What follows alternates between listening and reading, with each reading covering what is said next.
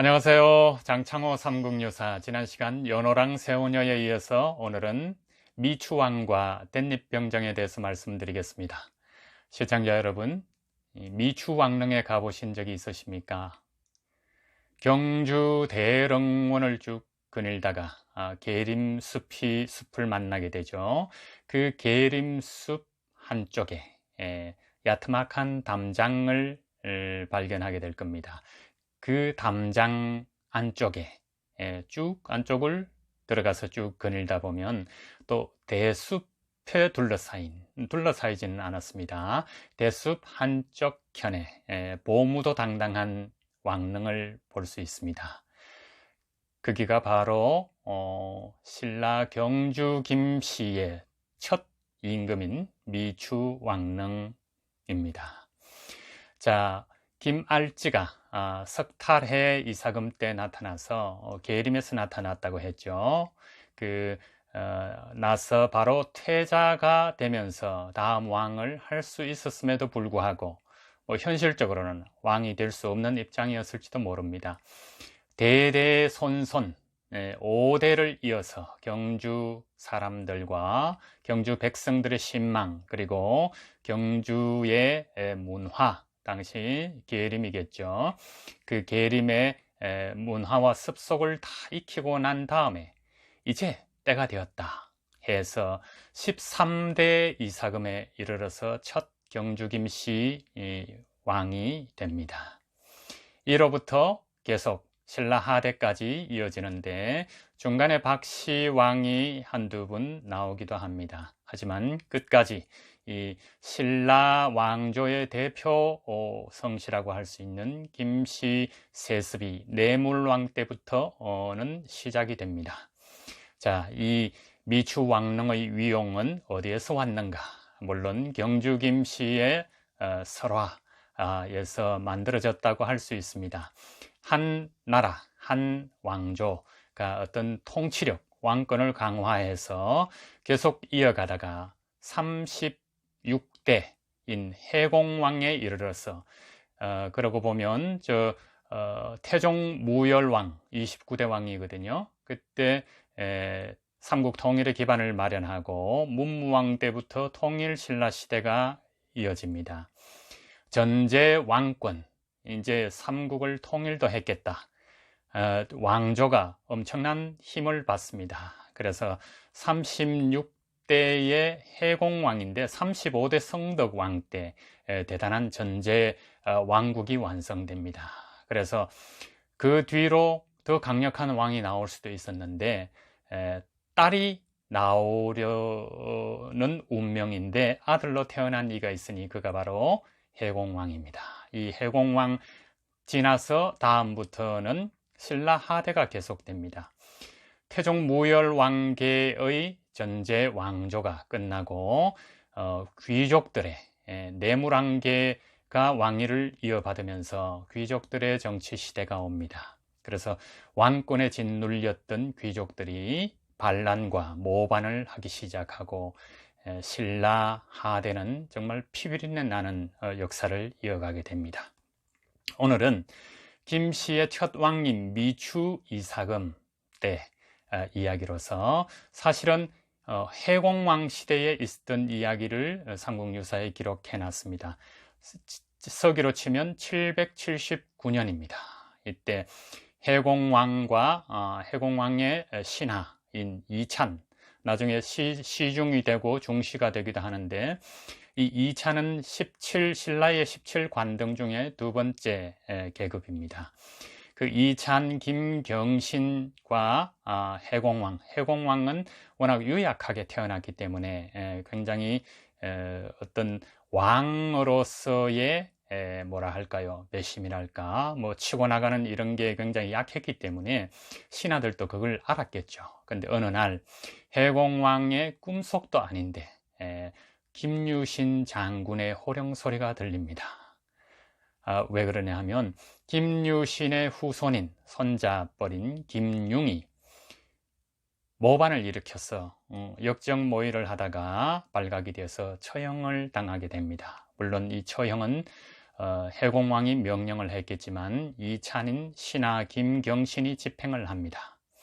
그래서 김경신과 해공왕은 한자리에서 해공왕의 눈에 혹은 의식 속에 자꾸 나타나는 김유신 장군, 그의 손자를 사형을 집행했기 때문에 그 옛날 그 당시에는 선조의 공이 있으면 후손을 웬만한 벌이 아니고는 처벌을 하지 않거나 봐주는 시대였죠.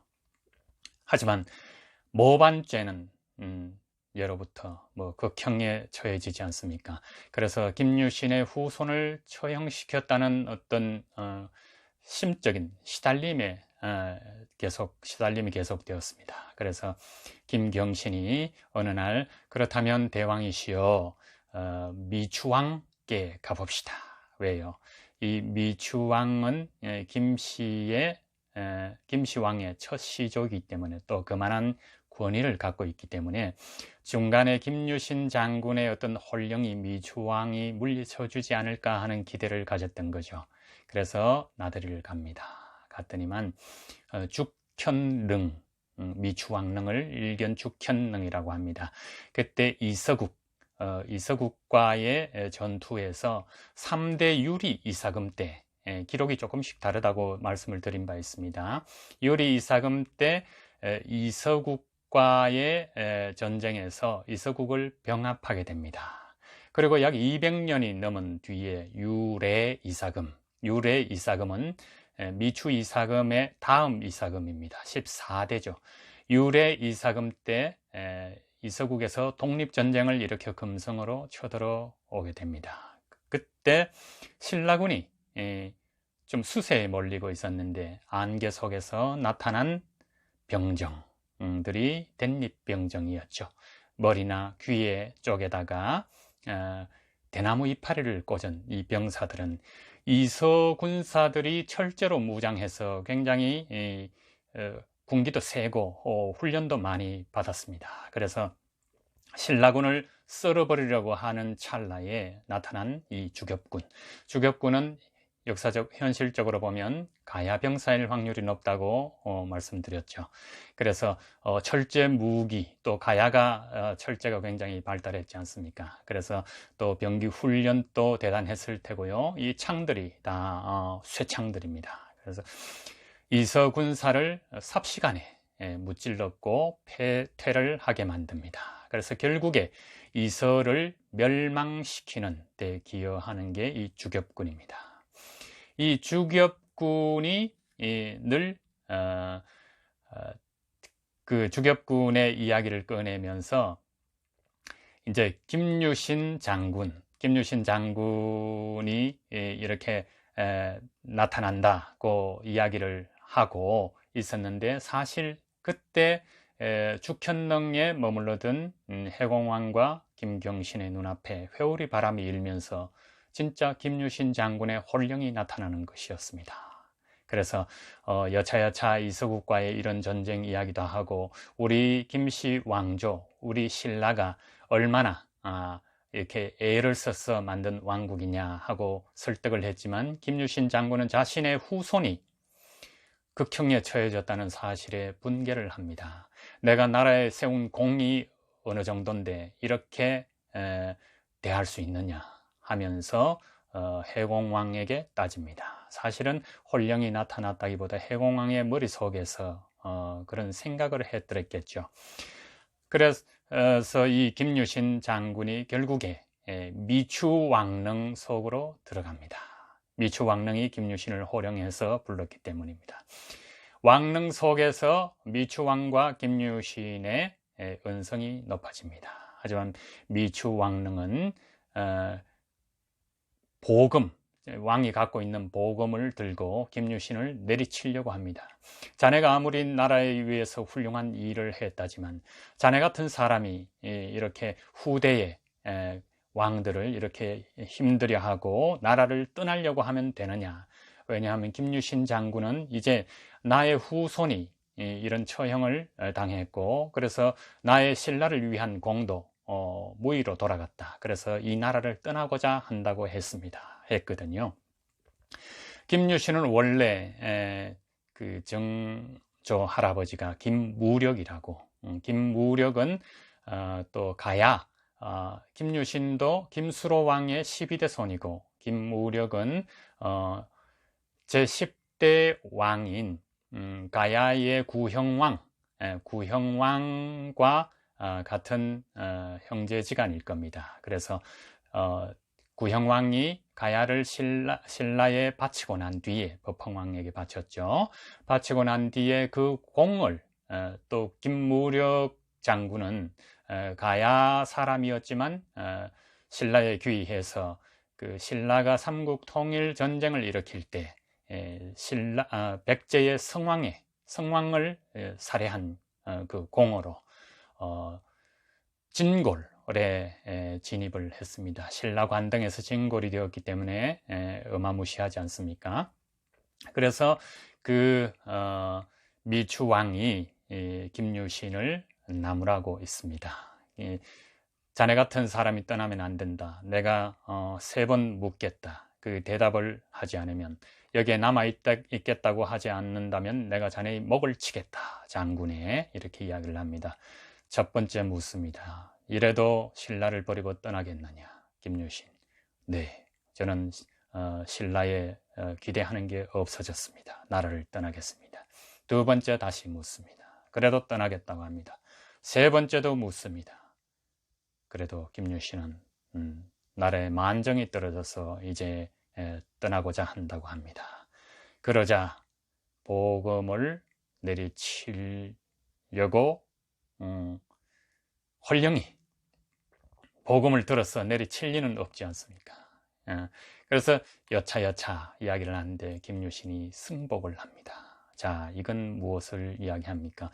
삼국 통일에 지대한 공을 세운 주인공인 김유신 장군이 김씨의 첫왕인 미추 이사금의 권위에 굴복을 했다는 걸로 생각이 됩니다. 자, 그래서 해공왕은 그 자리에서 나와가지고 결국 김유신은 미추 왕릉에서 나와서 다시 죽현릉을 떠나서 자신의 무덤으로 돌아갑니다. 미추왕의 무덤 속은 잠잠해졌고요. 다시 왕궁으로 돌아온 해공왕이 김경신 이찬에게 명을 합니다. 김유신 장군이 평양을 당시에 고구려와 싸우면서 그 진압을 하고 그 공을 자손 만대에 알리기 위해서 취선사라는 절을 세웁니다. 그 절에 땅 300개를 하사하라 하고 이렇게 명합니다. 왜? 해공왕의 의식 속에 있는 김유신 후손을 처형했다는 어떤 그런 영웅의 자손을 처형했다는 어떤 그런 심리적인 압박감에서 벗어나려면 선행을 베풀어야 되는 것 아니겠습니까? 그래서 땅 300결, 요즘으로 치면 얼마인지 모르겠습니다만 그 당시에 굉장히 어마어마한 땅이었다고 합니다. 그걸 하사함으로써 마무리가 되었습니다. 그리고 이 해공왕은 나중에 해공왕 편에서 따로 말씀을 드리겠습니다. 여자로 태어날 운명인데 남자로 태어나서 치마도 즐겨 입고 실뜨기도 하고 공기받기 놀이도 하고 이렇게 하면서 8살에 왕위에 즉위를 해서 통치를 제대로 할 수 없기 때문에 어머니 마눌 부인이 섭정을 했습니다. 이때부터 신라 김경신 바로 위에 있는 사람이 김양상이었습니다. 김양상은 해공왕의 외사촌 숙부였던 모양입니다. 외삼촌 인지 사촌인지 제가 정확하게 모르겠습니다. 나중에 확인해 드리겠습니다. 자, 그래서 김양상과 김경신의 반란에 의해서 죽게 됩니다. 자, 점점 신라 하대의 역사는 피비린내로 얼룩졌다 그랬죠. 근데 역사를 지나고 보면 그건 드라마로 만들었을 경우에는 굉장히 흥미진진한 모습으로 나타나게 됩니다. 자, 주겹군, 주겹군을 댄립병정이라고 합니다. 미추 왕과 댄립병정 이야기는 결국 해공왕의 죄의식 속에 나타나서 결국 땅을 줌으로써 해결했다는 삼국유사의 기록이었습니다. 자, 오늘은 여기까지 하고요. 다음 시간에 또 뵙겠습니다.